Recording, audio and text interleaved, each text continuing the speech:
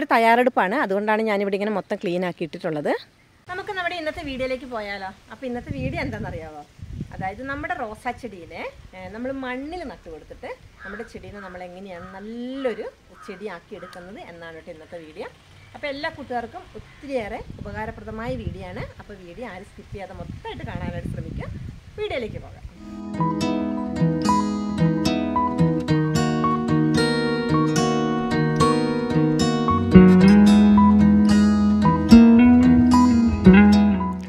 ഇപ്പം നമ്മൾ നടാൻ പോകുന്നത് എവിടെയാണെന്നറിയോ? നമ്മുടെ വീടിൻ്റെ നേരെ ബാക്ക് സൈഡിലാണ് കേട്ടോ.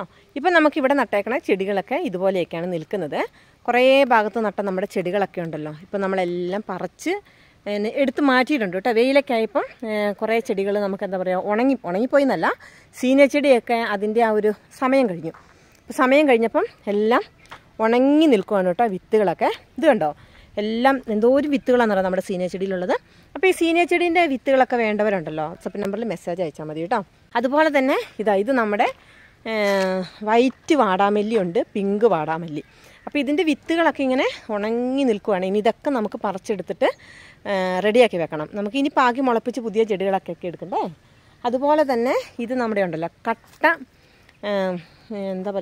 കട്ട സെലേഷ്യ. അപ്പോൾ ഇതിൻ്റെ വിത്തുകളെല്ലാം ഉണങ്ങി നിൽക്കുകയാണ് കേട്ടോ. അപ്പോൾ ഇതൊക്കെ ഇനി നമുക്ക് പറിച്ചെടുക്കണം. അപ്പം നമ്മുടെ കയ്യിൽ നിന്ന് വിത്തുകൾ വാങ്ങുന്നവർക്ക് അതായത് ഫ്രഷ് ആയിട്ടുള്ള വിത്തുകളായിരിക്കും. എന്താണെന്ന് വെച്ചാൽ നമ്മൾ ഇവിടെ പാകി മുളപ്പിച്ച് നട്ടുപിടിപ്പിച്ച ചെടിയിലുണ്ടാകുന്ന വിത്തുകളാണ് കേട്ടോ. ഇത് കണ്ടോ, വിത്തുകൾ നല്ല ഉണങ്ങി നിൽക്കുവാണ്. അപ്പോൾ ഇതിലൊക്കെ നമുക്ക് വിത്തുകൾ എടുക്കാനുണ്ട് കേട്ടോ. ഇതെല്ലാം എടുത്തിട്ട് ഫ്രഷ് ആയിട്ടുള്ള വിത്തുകളായിരിക്കും ആവശ്യമുള്ളവർക്കെല്ലാം തരുന്നത്. അപ്പോൾ വേറെ ഫ്ലവറിംഗ് പ്ലാന്റ്സിൻ്റെ സീഡുണ്ട് കേട്ടോ. ഞാനിവിടെ ഉണ്ടല്ലോ, കുറച്ച് ദിവസം മുന്നേ നമ്മളിവിടെ കുറച്ച് റോസിനെ നട്ടു കൊടുത്തിട്ടുണ്ട്. വെറും നമ്മൾ സാധാ മണ്ണിലാട്ടോ നട്ടത്, അതായത് പോട്ടിലൊന്നും അല്ലാതെ ഇങ്ങനെ മണ്ണിലാണ് നട്ടു കൊടുത്തേക്കണത്. അപ്പോൾ ഇപ്പം നല്ല നട്ടപ്പൊരു വെയിലത്താണ് കേട്ടോ ഈ റോസ് നട്ടു വെച്ചേക്കണത്. അപ്പം നട്ടപ്പം നമ്മൾ പ്രത്യേകിച്ച് വളങ്ങളോ കാര്യങ്ങളോ ഒന്നും കൊടുത്തില്ല. അപ്പോൾ ഇനി നമുക്ക് റോസ് ഒരെണ്ണം എങ്ങനെയാണ് മണ്ണിൽ നടുന്നതെന്നും കൂടെ കാണിച്ചു തരാം. അതുകൂടാതെ നമ്മൾ എങ്ങനെയാണ് റോസിനെ നട്ട് കഴിഞ്ഞിട്ട് ഇനിയിപ്പോൾ ഈ നട്ട ചെടികൾക്കൊക്കെ നമ്മളൊരു വളം കൊടുക്കണം. അപ്പം അതെന്താണ് നമ്മൾ കൊടുക്കുന്ന വളം എന്നൊക്കെ ഒന്ന് കാണിച്ചു തരാവേ. നമ്മുടെ സീനിയർ ചെടിൻ്റെ വിത്തുകളുണ്ടല്ലോ, മുളയ്ക്കുന്നില്ല എന്ന് ആരും പറയരുത് കേട്ടോ. എന്താണെന്നറിയാമോ? ഇത് കണ്ടോ, ഞാനിവിടെ ഇതിന് മുന്നേ നട്ട് വെച്ച സീനിയർ ചെടിയൊക്കെ പറിച്ച് മാറ്റിയപ്പം നമ്മൾ ഡെയിലി ഇങ്ങനെ നനച്ചു കൊടുക്കുമല്ലോ. ഇപ്പോൾ റോസൊക്കെ ഇവിടെ നട്ടതുകൊണ്ട് ഈ ഭാഗം മുഴുവനും നമ്മൾ നനച്ചു കൊടുക്കും കേട്ടോ. അപ്പോൾ ആ നനയ്ക്കുന്നതിനനുസരിച്ച് നമ്മുടെ വിത്തുകൾ ഇവിടെ കിടന്നത് തന്നെ മുളച്ച് വന്നേക്കണതാണ്. ഇത് കണ്ടോ, കുറേ വിത്തുകൾ മുളച്ച് വന്നിട്ടുണ്ട്. ഇതൊക്കെ തന്നെ വീണ് മുളച്ചതാണ്. അതുപോലെ ഇതും കേട്ടോ, ഇതും അതുപോലെ തന്നെ വീണ് മുളച്ചിട്ട് ഇത് അത്യാവശ്യം നല്ല വലിപ്പമുള്ള ചെടിയായിട്ട് തന്നെ വരുന്നുണ്ട് കേട്ടോ. ഇനി ഇതൊക്കെ വേണമെങ്കിൽ നമുക്ക് വേറൊരു സ്ഥലത്തേക്ക് മാറ്റി പറിച്ച് നടാവുന്നതാണ്. ഇനി നമുക്ക് ചെടികൾ നടാം അല്ലേ. അപ്പോൾ ഇനിയുണ്ടല്ലോ, ഞാനിവിടെ നടാനായിട്ട് നമുക്ക് 2 റോസ് ഞാനിവിടെ എടുത്തുകൊണ്ട് വന്നിട്ടുണ്ട്. അപ്പോൾ ഈ 2 റോസും കൂടെ ഞാൻ ഒരു കുഴിയിലാണ് നട്ടു കൊടുക്കുന്നത്. അപ്പോൾ നമുക്കത് നന്നായി കിട്ടുമ്പോൾ നമുക്കുണ്ടല്ലോ 2 കളറായിട്ട് ഒരു ചോട്ടിൽ തന്നെ നിറച്ച് നല്ല ഭംഗിയിൽ പൂക്കൾ വിരിയും കേട്ടോ. അപ്പോൾ അങ്ങനെ നടാമെന്ന് വിചാരിച്ച്. പിന്നെ നമുക്ക് ഇവിടെ ഉണ്ടല്ലോ ഒരു റോസ് നടാനായിട്ടൊരു ചെറിയൊരു കുഴി എടുക്കാം.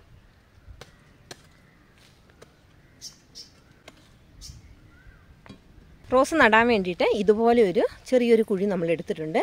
ഇനി ഈ കുഴിയിലേക്ക് നമുക്ക് അടിവെള്ളമായിട്ട് കുറച്ച് ചാണകപ്പൊടിയും കാര്യങ്ങളൊക്കെ ഇട്ട് കൊടുക്കണം. ഇവിടെ ഉണ്ടല്ലോ ഞാൻ നടാൻ വേണ്ടിയിട്ട് കുറച്ച് ചാണകപ്പൊടി മാത്രമാണ് കേട്ടോ എടുത്തിട്ടുള്ളത്. അപ്പോൾ നമ്മൾ റോസ് നടുന്ന സമയത്തുണ്ടല്ലോ നമ്മൾ ആദ്യം തന്നെ ഒത്തിരി ചാണകപ്പൊടി ഒന്നും ഇട്ട് കൊടുക്കരുത്.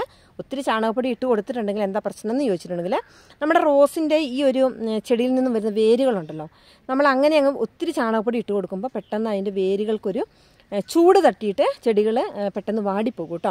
അപ്പം ഒരു കുറച്ച് മാത്രമാണ് നമ്മൾ ചാണകപ്പൊടി ഇട്ട് കൊടുക്കാൻ പാടുള്ളൂ. ഒരു റോസ് നടുവാണെങ്കിൽ നമ്മൾ ഇതുപോലെ ഒരു പിടുത്തം ചാണകപ്പൊടി ആദ്യം അടിവളമായിട്ട് ഇട്ട് കൊടുക്കുക. എന്നിട്ട് നമ്മൾ ഈ കിളച്ചിട്ടേക്കണ ഈ മണ്ണുമായിട്ടൊന്ന് മിക്സ് ചെയ്യണേ. അപ്പോൾ എല്ലാവരും റോസൊക്കെ നടുമ്പോൾ ഉണ്ടല്ലോ പെട്ടെന്ന് നമുക്ക് ചെടികളായി കിട്ടണം എന്നുള്ള ആ ഒരു ആഗ്രഹത്തോടു കൂടിയാണ് കേട്ടോ നമ്മൾ പെട്ടെന്ന് കുറേ വളങ്ങളൊക്കെ ഇട്ട് കൊടുത്ത് ചെടികൾ നടും. അങ്ങനെ ഒരിക്കലും നടരുത് കേട്ടോ. ഇതേ രീതിയിൽ മാത്രമാണ് ആദ്യം നമ്മൾ നടുമ്പോൾ നട്ടു കൊടുക്കാൻ പാടുള്ളൂ. ഇനി നമ്മുടെ റോസിനെ നമുക്ക് ഇതിലേക്ക് അങ്ങോട്ട് ഇറക്കി വെക്കാം. കുറച്ച് ഞാൻ ഈ മണ്ണ് കളഞ്ഞിട്ടുണ്ട് കേട്ടോ. ഇത് ഭയങ്കര പാറ പോലെ ഉറച്ചു നിൽക്കുന്ന മണ്ണാണ്. ഒരു കുറച്ച് കളഞ്ഞിട്ടുണ്ട്.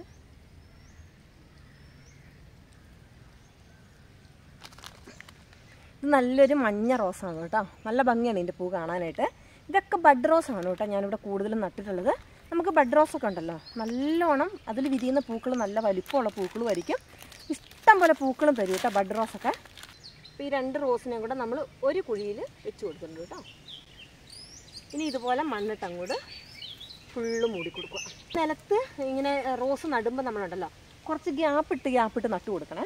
എന്താണെന്ന് വെച്ചാൽ നമ്മൾ മറ്റുള്ള ചെടീൻ്റെ ചോട് കളയ്ക്കുമ്പം ഒരു റോസയിൽ തട്ടാത്ത രീതിയിൽ വേണം നമ്മൾ മണ്ണിൽ നടുമ്പോൾ നട്ടു കൊടുക്കാനായിട്ട്. അപ്പോൾ അങ്ങനെയൊക്കെ നട്ടു കൊടുത്തിട്ടുണ്ടെങ്കിൽ നമുക്ക് പെട്ടെന്ന് റോസ് നല്ലോണം വളരും കേട്ടോ. പിന്നെ പ്രത്യേകിച്ച് നമ്മൾ പോട്ടിൽ നടുന്നതിനേക്കാളും സൗകര്യം ഉണ്ടെങ്കിൽ മണ്ണിലൊക്കെ നട്ടു കൊടുക്കുകയാണെങ്കിൽ ഇഷ്ടം പോലെ നമ്മളിങ്ങനെ വളങ്ങളൊക്കെ നമുക്ക് ആവശ്യാനുസരണം ഇട്ട് കൊടുക്കാം. നല്ല ഭംഗിയായിട്ട് ഒത്തിരി പൂക്കൾ തരുവേ. ഇനി അടുത്തത് കൊടുക്കുന്നത് നമ്മുടെ ചെടികൾക്കുള്ള വളമാണ്. അപ്പോൾ ഈ വളം ഞാൻ മിക്ക വീഡിയോയിലും കാണിച്ചിട്ടുണ്ട് കേട്ടോ. അപ്പം ഞാൻ എൻ്റെ ചെടികൾക്ക് കൂടുതലും കൊടുക്കുന്ന വളങ്ങൾ ഇതുപോലത്തെ വളങ്ങളൊക്കെയാണ്. എന്താ വെച്ചാൽ ഇത് നമുക്കിങ്ങനെ സ്ഥിരമായിട്ട് കിട്ടുന്ന നമ്മുടെ പച്ചക്കറി വേസ്റ്റും കാര്യങ്ങളൊക്കെ ഉണ്ടല്ലോ, ഇതെല്ലാം ഇങ്ങനെ കുറച്ച് ചാണകം പുളിപ്പിച്ചിങ്ങനെ വെച്ചിട്ട് അതിലേക്ക് ഇങ്ങനെ ഇട്ട് കൊടുക്കും കേട്ടോ. അപ്പോൾ ഇത് എല്ലാ ദിവസവും ഇട്ട് കൊടുക്കുന്നത് കൊണ്ട് എല്ലാ വളങ്ങളൊന്നും എല്ലാ വേസ്റ്റൊന്നും ദ്രവിച്ചിട്ടില്ല. പക്ഷേ എന്നാൽ ഇതിൽ നല്ലോണം ദ്രവിച്ചത് കുറേ ഉണ്ട് കേട്ടോ. അപ്പോൾ നമ്മൾ ഇതുപോലെ ഇതിൻ്റെ തെളി ഇങ്ങനെ നമ്മളിങ്ങനെ നോക്കിയെടുക്കുക. അപ്പം ഇതുപോലെ തെളിയെടുത്തിട്ട് ഏകദേശം നമ്മുടെ ചെടികൾക്ക് ആവശ്യമായിട്ട് ഒരു 1-2 ലിറ്റർ നമ്മൾ എടുക്കണം. ഇതൊക്കെ ആകുമ്പോൾ ഉണ്ടല്ലോ നമ്മുടെ ചെടികൾ നല്ല ഹെൽത്തി ആയിട്ട് വളരും കേട്ടോ. അപ്പം നല്ലൊരു റിസൾട്ട് കിട്ടുന്നത് കൊണ്ടാണ് നമ്മൾ ഇതുപോലെയുള്ള കാര്യങ്ങളൊക്കെ ചെയ്തു കൊടുക്കുന്നത്. ചാണകം പുളിപ്പിച്ച വളത്തിലേക്കുണ്ടല്ലോ ഇനി നമ്മൾ ഇട്ട് കൊടുക്കാൻ പോകുന്നത് ഇത് നമ്മുടെ NPK 19 കേട്ടോ. ഇത് ഏകദേശം ഇപ്പം നമ്മളിത് ഏകദേശം 1 ബക്കറ്റ് വെള്ളം നമ്മളിതിലോട്ട് മിക്സ് ചെയ്യും കേട്ടോ. അപ്പോൾ അതിന് കണക്കാക്കിയിട്ട് ഞാനൊരു 5 ഗ്രാമോളം ഇതുപോലെ NPK 19 ഇട്ട് കൊടുക്കുകയാണ്. ഇതിലേക്ക് നമുക്ക് വെള്ളം ഒഴിക്കണം. അപ്പോൾ ഇത് ഏകദേശം ഒരു 10 ലിറ്ററിൻ്റെ ബക്കറ്റാണ്.